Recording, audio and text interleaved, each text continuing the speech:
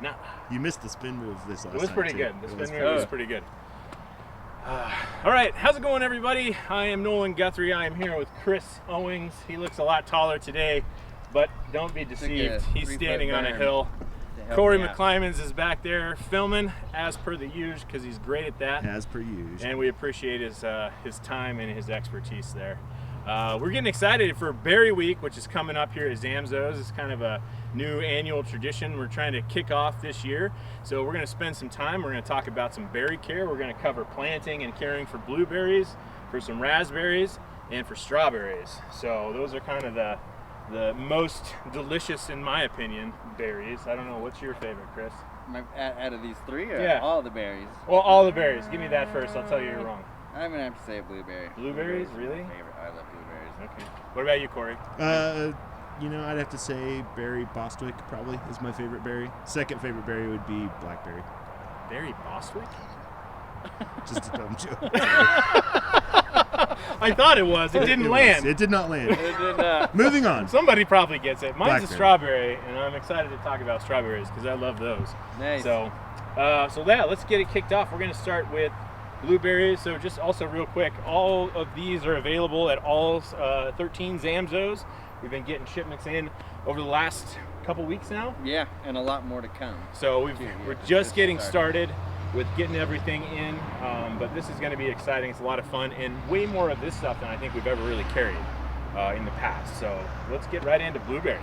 Nice. So blueberries, like I said, they're one of my favorite. They're a little bit trickier to grow here, so they do prefer, I would say, morning sun, some afternoon protection, and then they like really acidic soil, which we do not offer in the valley. So they want to be cleared down to a 5.5 on the pH scale. I know here at the Chinden store, we're about a 7.5 to an 8 on it. So you need to drop the acidity by quite a bit. So it's something to keep in mind as you're buying these. To really help with that, I don't know if you can scan close on this bag, but sulfur. Sulfur is the best way to lower the pH. And you want to do, for a blueberry, probably 3 times a year application. And I usually just fill the palm of my hand and literally just throw it at it 3 times a year. So spring, fall, and once. Yeah, the other thing I really like is this down-to-earth product. Totally natural. It's an acid mix. It has a 2% sulfur. Not enough to really lower the pH, but it has all the minerals that your acid-loving plants are going to want. So again, I do that one about 3 times a year. Every time I do the sulfur, I add a handful of that right on the top. Or in this case, with the planting, I would do a good cup of it in the hole with planting. Yeah. I also like to add, I like to add some sort of organic material. So we've got the garden and planting mix here. It's kind of my go-to when it comes to planting stuff. I know Chris likes the raised bed mix. That's actually my favorite. Oh, you like this one? Yeah, that one is my favorite. You've come over to my side on this. I like the raised bed mix as a top cover, as a mulch. Gotcha. So raise a little bit of the garden planter mix, and you don't have to use a ton. A lot of times, I think in the past, and actually I haven't really got a chance to talk to you about this, Chris, but how do you feel anymore about really backfilling with a lot of compost when you're planting? I don't do a lot. If you make it your hole too nice, your roots will never want to leave it. They'll just grow in that circle. Yeah. So I usually like to do about 3 to 1 or 1 to 4. Yeah. So mainly your existing soil, which most of us are going to have this clay. Oh yeah, you can see how you can mold it. Yeah. You could almost. And that's turn this into a strawberry pot. Yeah. Yeah, easily. So I do like to amend it some, but I would use 3 parts your existing soil, 1 part new, or 3 to 1. Yeah. Parts existing. It's something over the last, I would say, 5 years, I've really kind of scaled back more and more. Just, I think the faster you can get the plant used to the area it's going to be, the better. The compost or whatever your organic material is really just there to add some nutrition, help inoculate the microbiology in the soil, and give it just a little bit extra, a little bit of water holding, or actually it would be more like water adsorbing, pulling water away from the soil, because the clay soil tends to hold on to a lot. So you're going to add a little bit of your planter mix. The sulfur is going to go on top. Yep. And then is there any special thing we need to know about planting a blueberry, Chris? I would check the roots on them. Being a brand new stock, like they just got ready about a month ago, I wouldn't worry too much. But yeah, if you really see a root that's starting to take the shape of the pot, I would massage that out of it. But this, I wouldn't do anything. Yeah, that looks just about perfect. Yep. You don't What even you want to loosen it see. up or anything? But no, I wouldn't on that one. It looks. Yeah, like Chris looks said, if really you're good. noticing a lot of thick white roots growing around, then yeah, you'll want to break that up a little bit. But right at where it's at right now, you won't need to do anything. You can go right in the hole with that. Yeah. Yeah, so we're just gonna pretend plant it here. But I would get it in the soil, so this soil surface is the same as this soil surface. So you could actually see some of that, if that makes sense. And then before you backfill, I love those 3-2-1 grow tabs. These have a huge mineral pack in them, plus 11 different strains of mycorrhizae. Which mycorrhizae is a fungus that'll bond to the roots and help it draw in water and nutrients out of the soil. So a great thing to add. A pot that size, I'd probably do 3 of these tabs. Would You you? guys agree? I would probably just do one myself, but I'm cheap. They're $2.99. Yeah, exactly. The cheapness doesn't bring up his laziness, which we also know is a thing. Yeah, they compete against one another. All right. I would backfill about halfway and then add the tablets around it and then finish your backfill. And like you said, top dress with some sulfur and top dress with the acid mix. And then when you got that all done, you can water it in with Thrive, which we've got sitting over there. I'm sure everybody's heard us talk about Thrive a ton, which we do, but honestly, if you're planting something brand new, just give it Thrive. The additional things we've added here to apply or to put in with this plant, Thrive is not going to be too much. It's just going to help all that stuff, you know, kind of mix up and start working even faster. So Thrive is a must with any of these, and it's going to help the berry just perform way better too. So you're going to get really nice berries, going to be super juicy and flavorful. Yeah, and blueberries I would recommend doing more than one variety. You'll get some blueberries with one, but you'll get a lot more fruit on that plant if Yeah, it has a cross-pollinator. Do you know much about, like, I think there's different types of You do an early, a mid, and a late season right. crop. That's what it is. They have an Yeah. early, mid, and late. Mhm. So it might be a good idea to get at least 2 of those, so that way you can extend your harvest. This is what variety was this? This is Top Hat. This is a mid-season berry, which is probably going to be producing around June, July. Your early season's going to be producing kind of May to June, and your late's going to be July, August time frame. And when you're all done, I really recommend bird netting. Birds love these just as much as we do, so to protect your crop. Yeah, and you're Literally probably not just going to drape see a it. ton of berries on this the first year. You know, you might get some blooms, but you're not going to get a ton. Right. So I wouldn't say a bird netting is absolute the first year, but it's something that you should pick up at least, because especially like if you're going to plant strawberries, they're going to start producing this year, and that's a great way to keep them off of your strawberries or even your raspberries, which can start producing right away too. Okay, so that covers blueberries. Next thing we're going to talk about are raspberries and blackberries. I have a really funny story about blackberries once. I fell into I was up on a ladder picking berries, and I fell off the ladder into the blackberry bush. Nice. Was that funny? Yeah, that's good times. Barry Bostwick, funny. It's funny for anybody watching. wasn't very funny for me. All right, so we got we got 2 varieties here. So we've got, this is a Columbia thornless blackberry. It's thornless, which is what Nolan should have planted, Yeah. obviously. I didn't plant that blackberry bush. And we've got a Willamette raspberry. So these are both really good varieties of these berries. Willamette's pretty classic raspberry. Both kind of coming out of the Oregon area. And they're very tasty. Going to be really nice. Mhm. Brambles are a little bit different. They're kind of like a vine, but they don't really climb things. They really just kind of build on top of each other. Exactly, yeah. So I think pruning is kind of one of the things we really need to talk about when it comes to blackberries. But let's start with just planting. And really, I don't think there's really anything really special about planting a blackberry or raspberry. It's going to be more sun, the better. Yes, Yeah. they will like sun. This is probably borderline amount of sun that they would want. They'd Yeah. probably want something a little bit more open. And I wouldn't plant it this close to a tree just because it's going to climb up into the tree if you miss a pruning or two. So really, again, like Chris said with the blueberry, just check out the roots on them. Make sure that there's not, seeing again, I would say You shouldn't really have to do much. Maybe a little massaging on that one. That one's worse than the blueberry for sure. Yeah, it's got a little bit more root to it, but not bad. I think it's going to establish real well. Really well. With even that, just a little bit of massage. Don't need to give it too much. You're just going to break that soil up just a little bit so those roots kind of remember what they're supposed to do and grow out. And also, again, like with the blueberry, just go at about soil level. You don't need to go any deeper. Brambles are really good at rooting out of their branches. So if you do plant it a little deeper, it's not going to be the end of the world with something like this. But you want to get about soil level. And again, probably, you know, like what'd you say? A quarter yeah. to 3/4, a quarter organic material, something like that. You don't need to put a ton. But this would be actually a nice spot for either one of these berries because you're going to have good drainage here, and they will prefer to have good drainage. They don't like to be sitting in water. The blueberry doesn't really either, but yeah, not much does. That's true. Yeah. Blanket. Nothing likes to sit in water, except their irises. Yeah. Anyway, I digress. So yeah, just again, really simple planting. Don't need to do too much. What's going to be a little bit different with your blackberries and your raspberries is what you're going to want to do after you've planted them. So because they like to sprawl out and take up a large area, you're going to need to prune them usually twice a year is typically what you're going to want to do.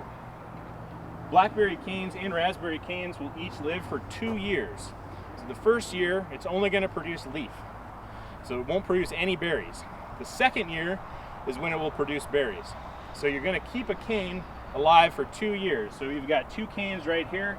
Perfect way to start out. This one's got, looks like 2 good canes, but it's also got some good sprouts coming from the bottom. Yeah. In the spring, it's going to push up new growth from the bottom. You want to pick about 2 to 3 of those canes, and those are going to be this year's leaf canes, the ones that you're going to grow to produce fruit the following year.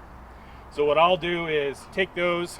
It might produce more, but you want to pick about 3 or 4 and maybe tie them up a little bit separate so you remember which ones they are, and prune out anything else that comes in. The more you get, you know, we would think the more canes means the more berries, but that's also a lot more work. And the fewer berries or canes you have, you'll actually get more berries on those canes. And they'll grow about 8 to 10 feet in a year, so they grow really quick. The other thing we want to do is you're going to want to stake them. So we were going to just show you a really easy way. These are just a couple T-posts. You can use just about anything you want. If you got a trellis, you got a couple of bamboo stakes. Yeah, bamboo works well. Trellis would be heavy duty. Choose something that's going to last a couple of years. You don't want to replace this every year. Right. But then you want to give yourself, I would say, at least 6 to 8 feet in between. And even with this, you could probably do 2 berries on this run. Mm-hmm.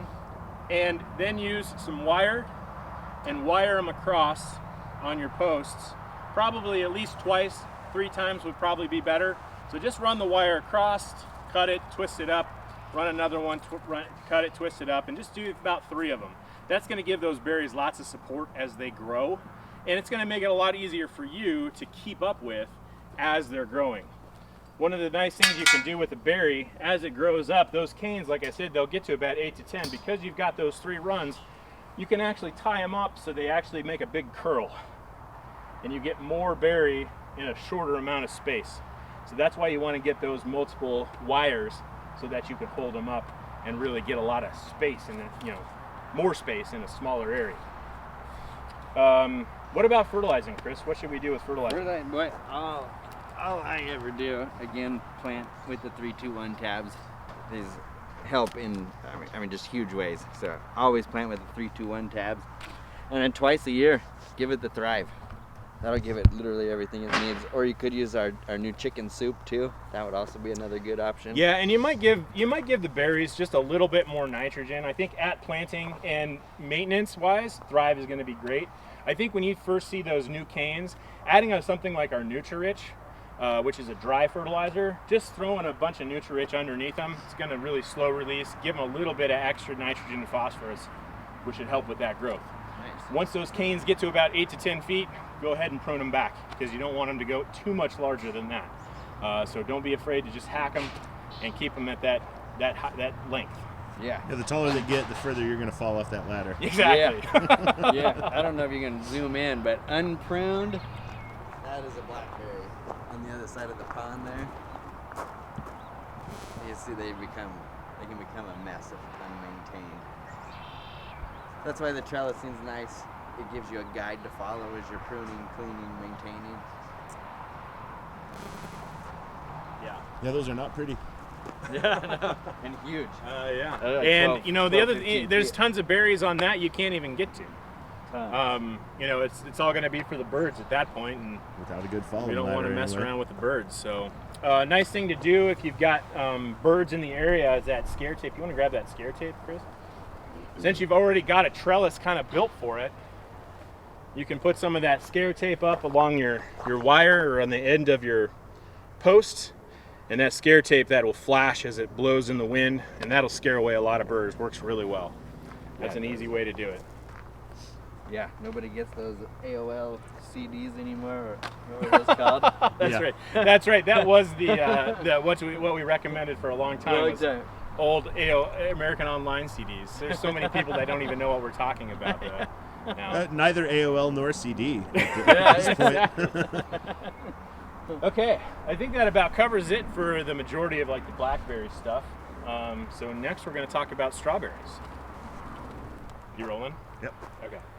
All right, so the last one we're going to talk about today are strawberries. These are my favorite. I absolutely love strawberries. They're so tasty. All other berries do not compare. I don't care what anybody says. And we're done here. So I grabbed a couple of varieties of strawberries. This is Eversweet. This is a June berry, so it means it's going to produce most of its flowers and berries in early summer. This one is Albion, which I've never heard of. It's probably not new, but this is an everbearing. So what an everbearing means, a lot of times people will grab everbearing thinking that, oh yeah, it'll produce all year. It actually only means it produces flowers twice. So you'll get two crops, which is more than the single bloom. But you know, I think the single ones tend to be a little bit larger berries, so it just kind of depends on what you want. Everbearing is usually going to be a little bit smaller, which is kind of what I prefer. It's easier to work with, but yeah. If you're going with the chocolate dip strawberries, you'll want the June berry. You're going for strawberry pie, you do that one? That's exactly or right. or your berries and cream. Oh, yeah. Okay. Oh yeah. So again, berries, these ones are really easy to plant. They grow in patches, so it's really nice to get a good area of them covered, and they will actually produce by a runner, so you'll actually get a little modified root over the top of the ground, which will shoot up a new berry, so they actually will spread pretty far from one plant. So they're very nice to have. If you get a good established patch, it's going to produce for years and years and years, and you're going to get a lot out of it. You can prune them, you know, if they're getting too out of control or getting too crowded. It's a good idea to start pulling some out, share them with some neighbors, or plant them in a new spot. Yeah, and literally just pulling them out. They're very shallow rooted. Yeah, they don't. Yeah, they'll just pop right out, and they'll be fine. If you want to pop it out and give it to a neighbor, they can put it in the ground and grow just fine. Very, very easy to grow. They do like a lot of sun. So again, this spot in particular would not be probably the most ideal. Yeah, at least 6 hours. So yeah. All right. So what do we got to know about planting strawberries? Chris? Planting strawberries, again, generally you'll find them in a 6-pack because you do a patch, like Nolan said, with them. So pop them out of the. I'm going to try to do it without totally wrecking it because we're putting these back on the sales floor. If you want to have a strawberry that Chris pulled apart, there we go. But it'll be hiding a chinden for you. Again, I wouldn't mess with the roots on a strawberry. As I said, they're very shallow rooted anyway. And these were all seeded and grown this year, so it's not like they've been sitting in a pot for a while. Yeah, exactly. Again, right at ground level, just so you can't see it. And then I usually plant them about 15 inches apart. Because like Nolan said, they're going to spread by runners. So they'll totally blanket an area and give you a nice ground cover. And I would probably put my organic material over the top of these once I'm done planting. I wouldn't necessarily say you have to go in the hole with them. If you're going to make a big patch, you might spread that organic matter out and kind of incorporate it a little bit.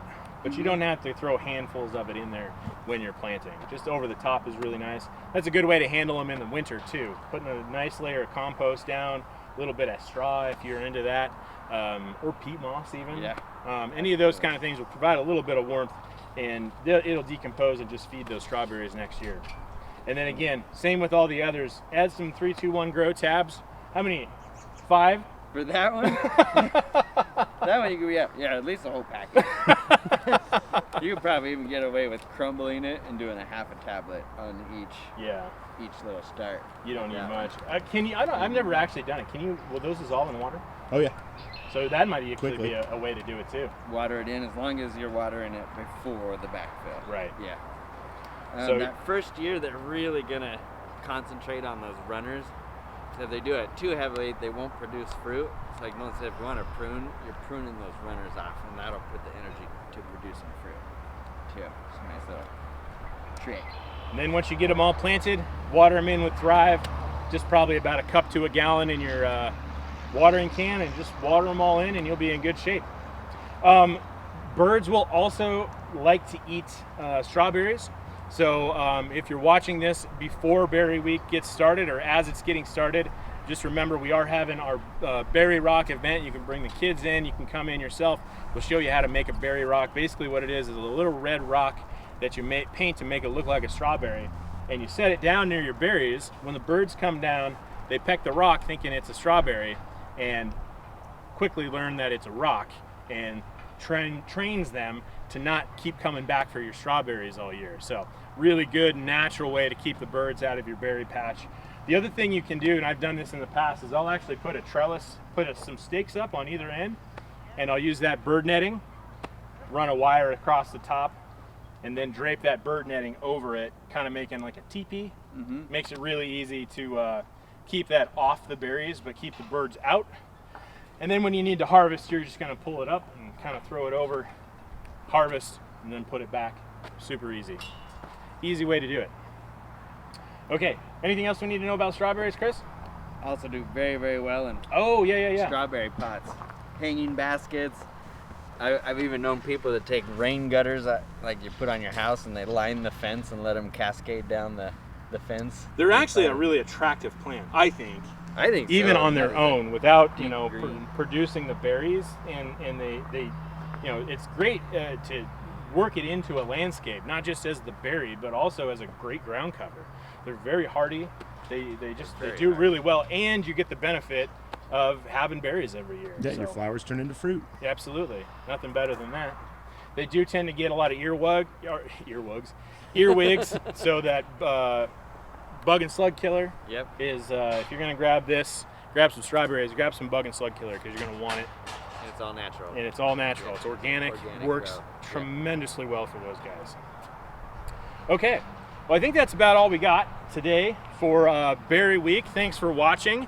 A couple of things going on. Like I said, if you're watching this before Berry Week or kind of as Berry Week's getting started, you can go to Zamzows.com. We've got care sheets with some recipes on there for all of this, so you can look back at those. All the stores are going to have lots of berries, and we'll have that Berry Rock event, which will be really fun activity for the kids, and something that's really easy to make at home as well. So if you have questions, you can always reach out to us at Zamzows.com or Facebook, and you can even leave messages here on this video, and we will answer them as they come up. Thanks a lot, everyone. We'll see you again soon.